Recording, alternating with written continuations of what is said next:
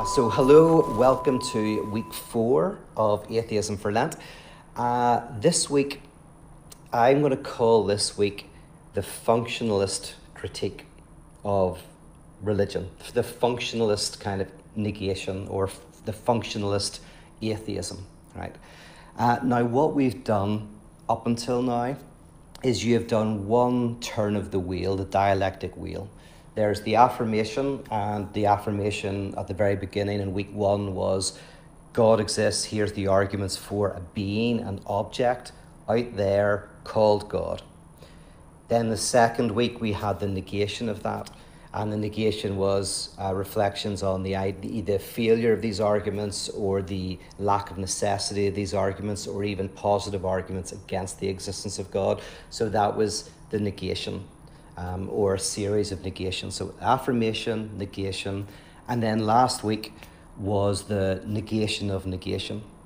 And what that was that it fully takes the negation on of atheism, fully takes on all of those critiques, the richness of them at their most mature, at their most thought through, at their strongest, takes them all on board, but somehow turns that into an affirmation of sorts. So that's what the negation of negation means. Slavoj Žižek, the philosopher, very helpfully uses the example of a zombie movie to understand what negation of negation means.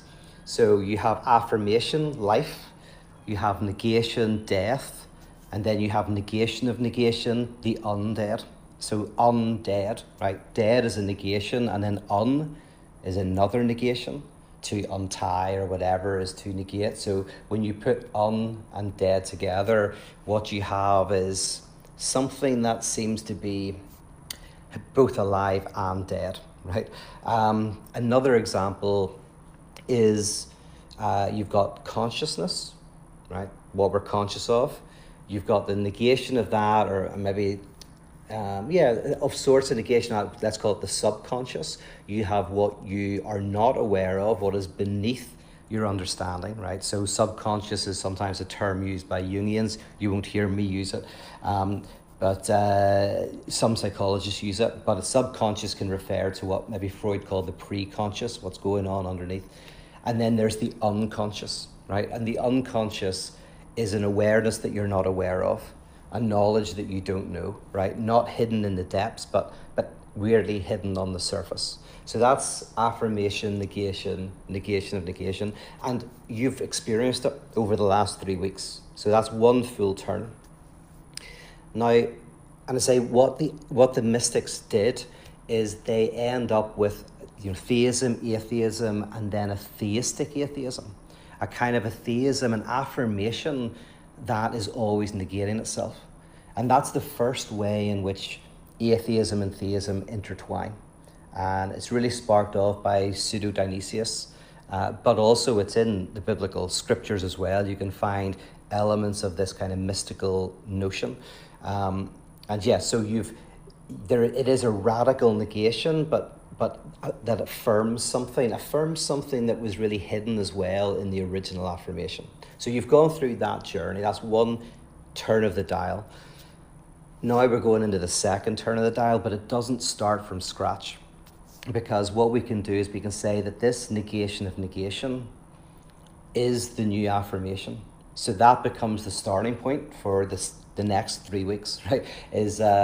Or the next 2 weeks. You've had now an affirmation of a type of hypertheism, right? A type of hyper-existence of a God beyond all being, where all predicates, all qualities drop from, right? So we can the mystic has no doubt that God is, but whatever way they describe that God, including the word is inappropriate, right? So all the predicates, all the qualities of God are the things that the mystics, to a greater or lesser extent, doubt or reject.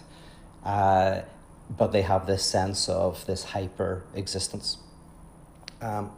So this week, you're about to encounter the negation of that affirmation. And the person that you're going to be kicking off with is Feuerbach, who is always a bit of a favourite of mine. He's kind of like a minor philosopher in the canon. but he's very, very important. He's kind of sandwiched between two great philosophers, right? Hegel on one side, Marx on the other. Feuerbach is the bridge between Hegel and Marx for anyone who's interested in philosophy. Feuerbach didn't write that much, but a lot of his work was taken on by Marx and then by others.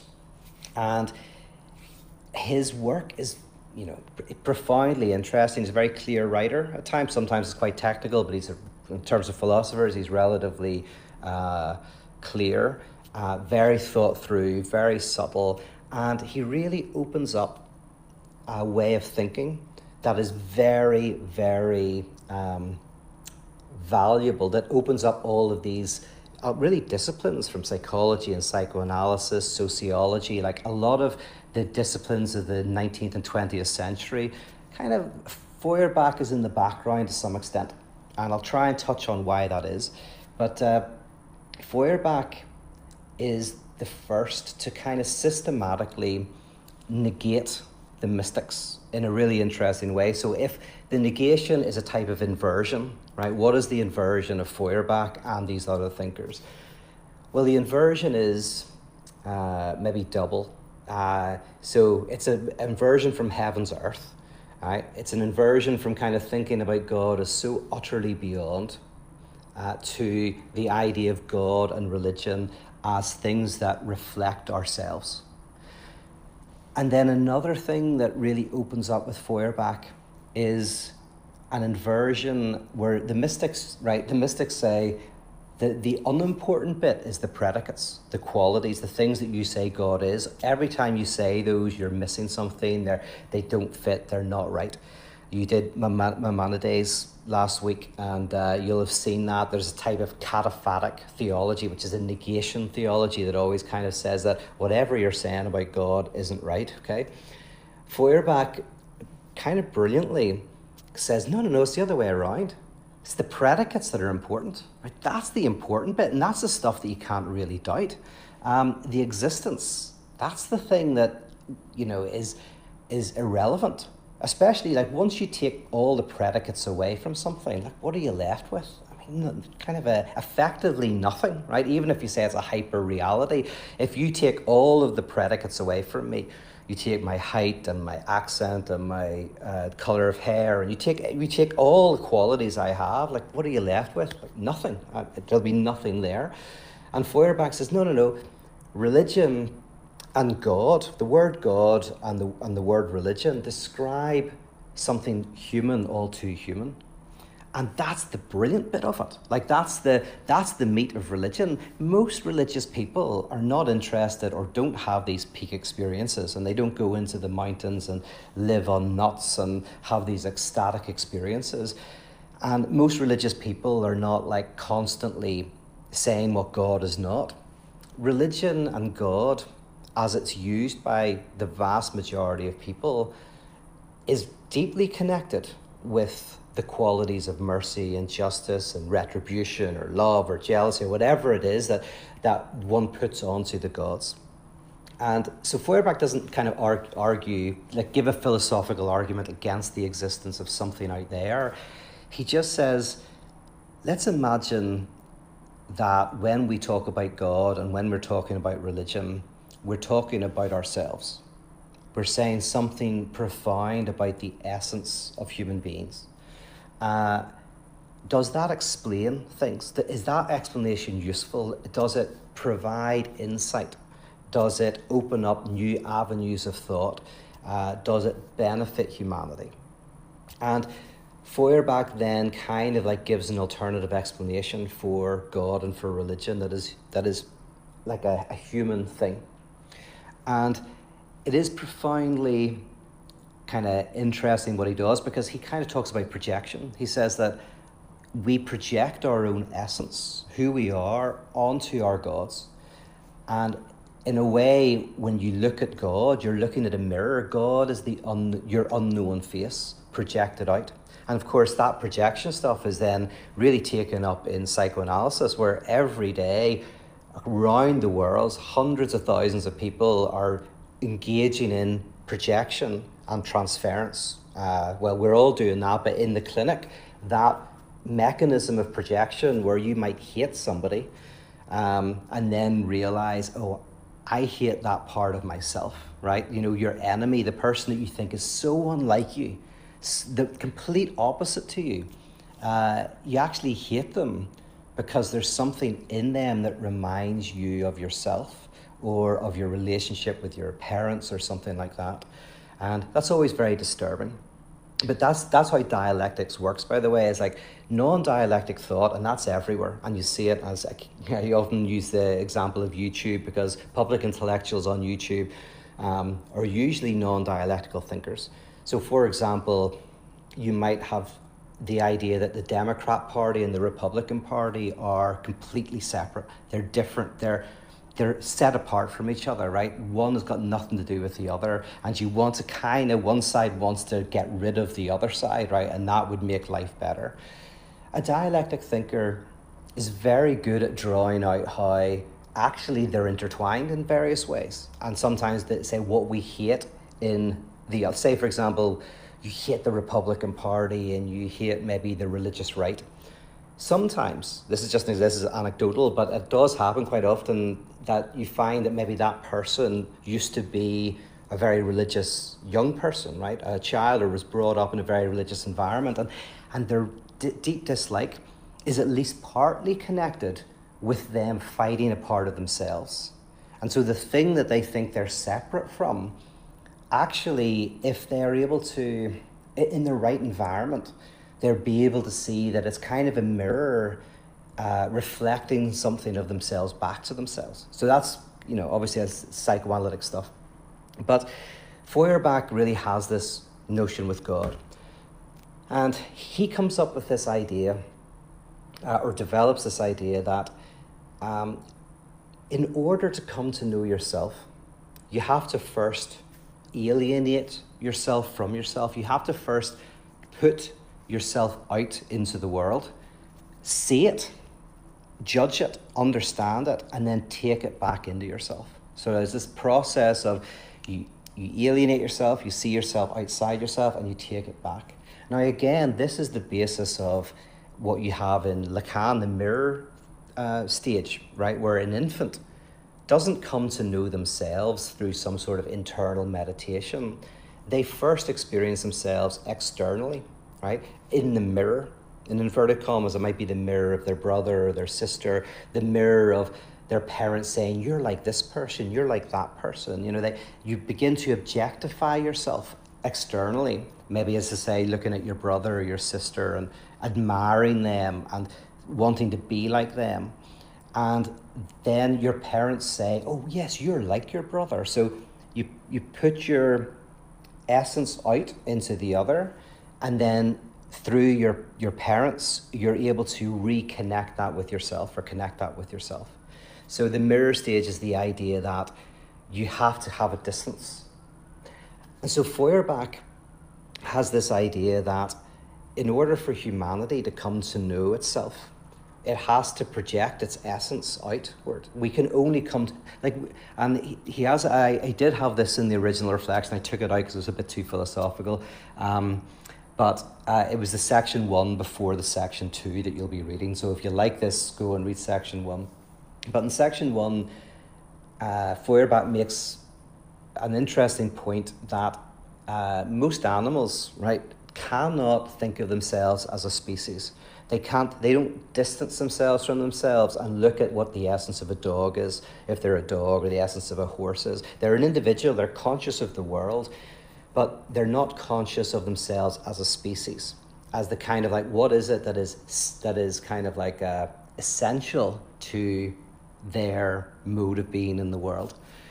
And he says what happened for humans at some point is that we started to get a sense for what it is to be human, the values and the possibilities involved in being a human being. But we did that through religion. We started by seeing God as just, as jealous, as loving, as, you know, so all of these things that we are, we started by putting them out onto God and seeing them in God. And that then provides a mirror that in one sense impoverishes us, because we put all of these qualities onto God, but is the stepping stone towards taking that back and saying, oh, that's what humanity can be. But God is kind of like the name for all the highest qualities, all the best things. And so Feuerbach goes like, when you look at God in its most abstract form, you're seeing something of what all the possibilities of humanity are. And Feuerbach called himself a friend of the theologians. He did not want to, he loved religion, he did not want to abolish it. He was incredibly theologically educated. He was an expert in Luther. He really knew his theology well. And he just said, listen, the truth of theology is anthropology. He said, theology has this incredible role, this incredible function to help us see ourselves, to help us see what humanity can be, to crystallize that, and then to bring it back into ourselves and live into that, so that baptismal water becomes real living water that people can drink, so that the bread and the wine becomes real bread and real wine. And there's a sense in which the truth of theology at its core is to bring transformation to the world. So that's, Feuerbach opens this up in a very profound way with his claims that theology is anthropology, that he's a friend of the theologians, that theology, to fulfill itself, will ultimately die, right, and resurrect in a very secular, material way. But it has a function, a necessary function to do that. Now, the other thinkers that you're going to encounter, there's ways in which they're all interconnected. As I said, you're going to meet Freud and Feuerbach. There's connection there with projection. You have also Simone de Beauvoir and Sartre, who are very similar, the existential thinkers, who were in a relationship and kind of like influenced each other. And you see a lot of Sartre in de Beauvoir's work. And you have Emma Goldman, anarchist thinker, very passionately like a activist who very passionately dislikes religion. So you have these different things, but they all have a sense in which religion has a function, not always a good function. So you have on one extreme Feuerbach, who says, listen, I'm a friend of theology. Religion is a necessary thing, because how else would we come to know ourselves? Not as individuals, because I come to know myself as an individual through mirroring you. Like, I need other people. So he's taken this from Hegel, is that, solipsism is impossible, because to come to know yourself, you have to see yourself through another's eyes. There's that idea that, I am not who I think I am, and I am not who you think I am. I am who I think you think I am, right? Which is kind of like, I construct myself through the experience of being looked upon by you. Like, that's a defining dimension of subjectivity. It doesn't come about in some sort of vat. It comes about through the mirror of the other's face, having someone else kind of gazing upon you and initially experiencing yourself as an object for the other. That's why children often talk about themselves in the third person. And they'll count themselves. If you go like, how many brothers and sisters have you got? And they'll count 1, 2, 3, right? They'll count themselves. They'll treat themselves as an object, because in many ways they begin to first experience themselves as an object that is brought into being by the other's gaze. That's maybe one of the reasons why children get so frightened at night whenever, a parent is leaving. And in one sense, they get their being from being seen as an object, right? And then gradually subjectivize themselves, right? So in the same way that we as individuals and infants need the mirror of our parents and the mirror of society, so Feuerbach says, well, humanity as a whole needs something writ large, and he says it's God. Now, he has a reason why there's a screen called God, and that's partly connected to our desire for love, our desire for security, that cannot be fully met in this world. And so we can project, we can hope for some being that can bring protection and unending love. But then everything we project onto that screen is ourselves. Now, interestingly, Karl Marx, who's not in this year, I usually have him in, but I don't have him this year, he takes all this on, and the one thing he critiques Feuerbach for, and Steiner does this as well, is, and I think this is very good, Marx says, religion and God doesn't tell us our eternal essence. It's really an encyclopedia that tells us about the values of the current system we're in, and also kind of makes that look ahistorical. So in other words, religion kind of like takes whatever the historical epoch we're in, makes it saintly, kind of gives it a halo, and also kind of says, this is the way it should always be, right? Now, Marx actually wrote very lovingly about religion at times. He said it was the heart of a heartless nation, the soul of a soulless condition. But he thought that it was a painkiller. It was a drug that helped you deal with the sufferings of life, but not change life, right? But he kind of agreed with Feuerbach that religion tells us something, but not really about our essence. It tells us something about our world. And also it's an ideology, which means, unfortunately, it also says the way the world currently is the way it should be. So for Marx, he said, like, religion tends to have a conservative element, i.e. to conserve, right, rather than to evoke change. And then out of this came liberation theology, et cetera, which was a theology that attempted to evoke change in the material world, which we'll get to maybe next week. Or the week after next, sorry. So Marx opens up actually the way of existentialism. And I have Sartre in this year for the first time. And Sartre is interesting because, again, for him, one of the things that religion does is it has a function which is to help us avoid a confrontation with our own freedom, right? So what religion can do for us is it can weirdly help us feel that not everything rests on our shoulders. So for Jean-Paul Sartre, we are responsible for everything we do. Whatever you believe, you're responsible for it. And that's a huge burden. And Sartre's not saying you should be, Sartre says you are. He says to be a subject is to be responsible for your being in the world.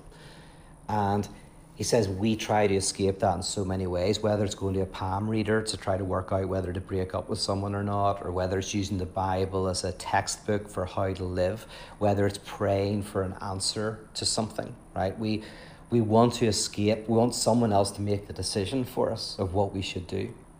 Jean-Paul Sartre famously has an example of a student who came to him and said, during the Second World War, he said, I have a dilemma.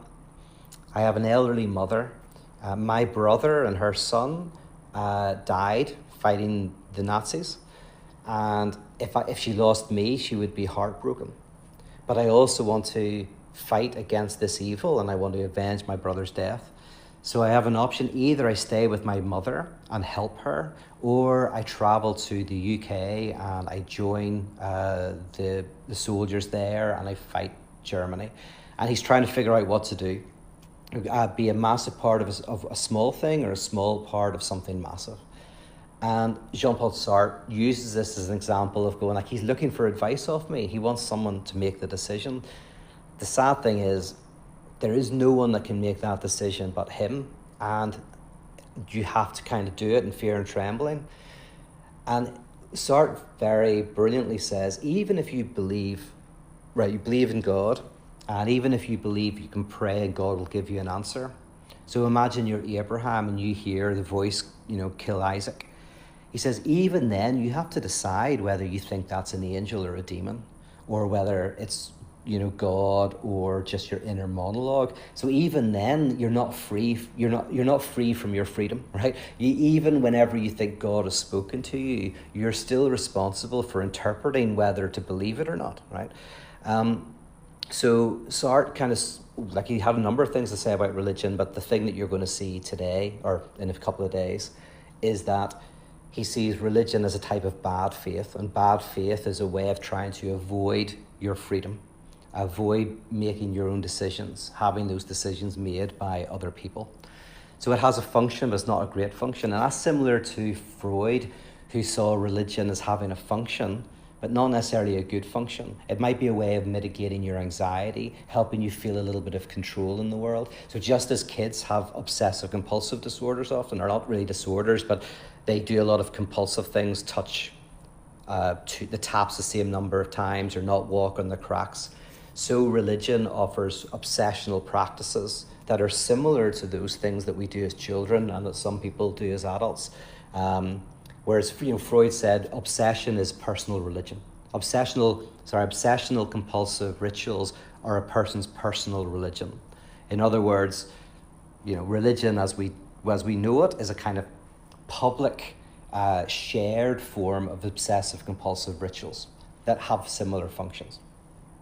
So I was saying, on one side you got Feuerbach, who's like a friend of the theologians. On the other side, the other extreme is Emma Goldman, who in a very fiery sermon, like Peace, you're going to see, she thinks religion, its only function is to oppress, to keep people downtrodden, to keep the powerful powerful and the powerless powerless. So you kind of got those two extremes. And then you've got I mentioned Sartre there, you've got Freud, I mentioned, you've got Simone de Beauvoir, who has a really interesting argument in The Second Sex, where she focuses on, obviously, women, and how religion, it's quite subtle, because she's not saying religion oppresses women by telling them to be meek and submissive and all of that. She says, weirdly, religion actually, at a kind of phantasmic level, is quite liberating for a lot of women, and so women can participate in religion and get a lot out of it. And she says that religion can have very emancipatory ideas, but she says the problem is actually precisely because of that, it's not emancipatory. Like often it's like equality, but spiritual equality, right? Or equality in the next life. Or it allows you to express your desires, but in a displaced way. So you can have a type of like sexual freedom in a type of maybe religious experience, rather than kind of by going out and having a sexual experience with somebody else. So she sees religion as oppressive, but in a very interesting way, quite a subtle way. So most of them you're going to meet this week have, I suppose, to a greater or lesser extent, a critical understanding of religion. But Feuerbach doesn't. Schopenhauer, you're going to get Schopenhauer this week. And Schopenhauer, it's a dialogue he wrote. And a dialogue between two friends who are talking about the role of religion. And interestingly, people think of Schopenhauer as, he's the pessimist philosopher and he's a pretty grumpy guy. But he was profoundly influenced by Eastern religions, by Buddhism and Hinduism. He was the first Western philosopher to deeply read those Eastern texts. And it was because he lived at a time where they were just being translated. Before that, these texts were not available. They weren't there. They weren't in translation. But he lived at a time when these texts were beginning to, be translated. He spoke and could read Sanskrit, I think. So he very seriously and very deeply read Eastern philosophies and religious texts, was very influenced by them, understood them very deeply. So he's very influenced by that. But when he talks in this reflection you'll get in a couple of days, he's talking about whether religion has a type of value if it's not taken literally, if you take it more as a metaphor. Is it a type of what he calls metaphysics for the masses? Most people don't have the time or the inclination to read Kant to work out what it is to be ethical, right? So religion can give you a bit of a shortcut. At its best, religion can give you stories, parables that might help you find meaning and morality without, as I say, going through a 1,000-page tomb of a philosopher. So, but again, he's not saying that is the case, because he's back and forth about it. Like there's one great bit where he, one of the people in this dialogue he wrote, is kind of saying, well, listen, if religion has metaphorical value, right, you just shouldn't take it literally. It's great for helping people be moral and find meaning in their life, but as long as at least the person who's teaching it doesn't take it literally, right? Then he says, well, does that mean you have to lie, that pastors have to lie to the people? Because if the people all knew it was just a story, it would have less appeal. Like the strength of religion is sometimes its full-bloodedness.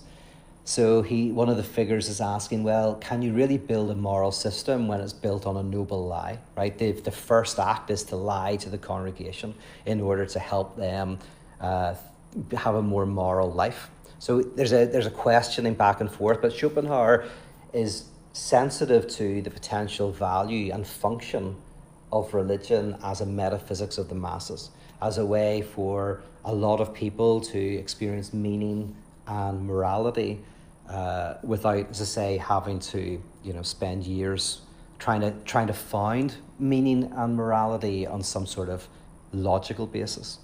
So all of these thinkers, religion has a function, whether it's, as I say, a ritual to help deal with anxiety that ultimately should be overcome, right? Or whether it's the function of helping us see the essence of humanity as a way of eventually, again, overcoming that and bringing it into ourselves, or whether it's the function of being used to justify the status quo, so the rich stay rich and the poor stay poor, and the rich man at his castle, the poor man at his gate, God made them high and lowly and ordered their estate. One of the verses from All Things Bright and Beautiful, right? Or whether it's as a way to try to avoid the terror of our freedom.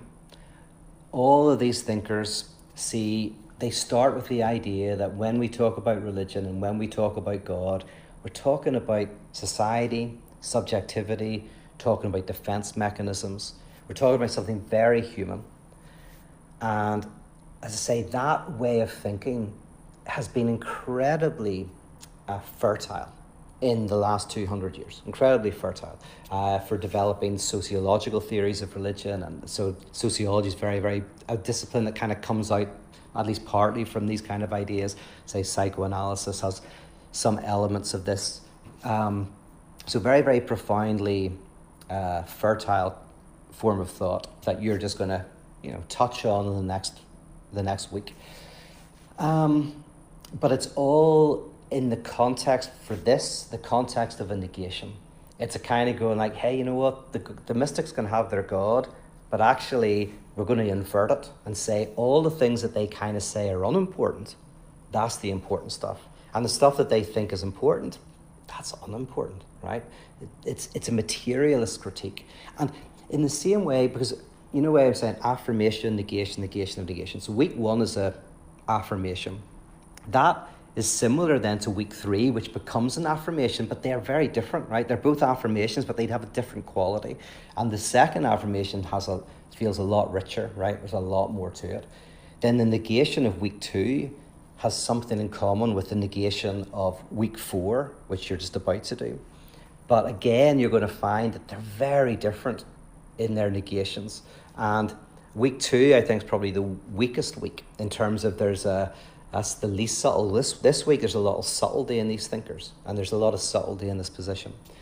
So the affirmation negation, the negation of negation that becomes the affirmation that then creates a new negation, which creates a negation of negation.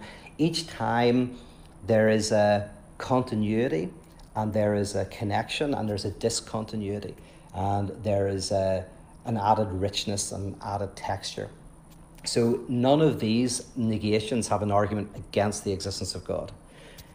Very few. I mean, Sartre has one interesting argument against the existence of God and being and nothingness. But these guys don't really, that's not the question. They're not sitting around saying whether God doesn't exist. What they're saying is God and religion, these are words that we use. And you can see just like people's dogs kind of look like them, people's gods kind of look like them, right? And let's see where that kind of thinking goes. So that's what you're going to encounter this week, the negation of the mystics through functionalist descriptions of religion. And I will now look to see if you've got any questions in the chat box. Oh, hey, Chris. See you there. I didn't ask you to write questions actually at the beginning, so I don't know if you have.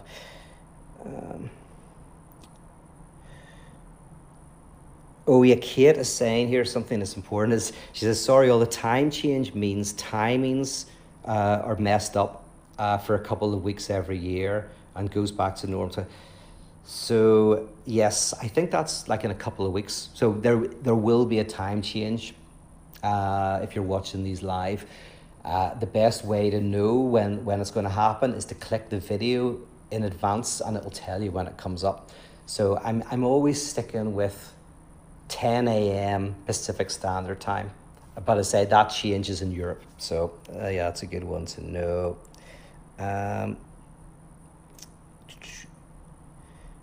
Oh yeah, Chris Ayers says, Voltaire wrote something along the lines of, in the beginning God created man in his image, and ever since then, man, being a gentleman, has been returning the favour.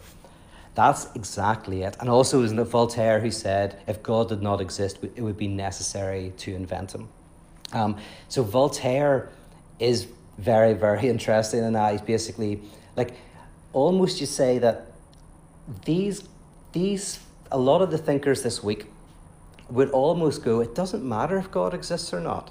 We did invent him, right? The God that we talk of, the religion that we've created is our creation. And yeah, so Voltaire, it's almost, again, that's the negation that you're talking about, Chris, is Voltaire goes like, oh yeah, we say that we arise from God. But what Feuerbach does is he kind of says, well, actually, God is a reflection of our essence, of us. Oh yeah, and Pythagoras, Chris is quoting, yes, man is the measure of all things. And what other yardstick do we have? Yeah, Pythagoras was actually, we had him in last year, and that was Pythagoras, one of the earliest critiques of religion. And yeah, Chris, that's a great connection. Right back with the early Greeks, you have Pythagoras going that basically, what was the quote that you learned? Oh yeah, man is the measure of all things. That there's the yardstick, like what we speak of is ourselves. Always what we say is a reflection of something of ourselves. So right back, that's an early critique. All right, thank you so much. I should have said questions, so that's good, but I'm quite happy I think I've waffled on for long enough.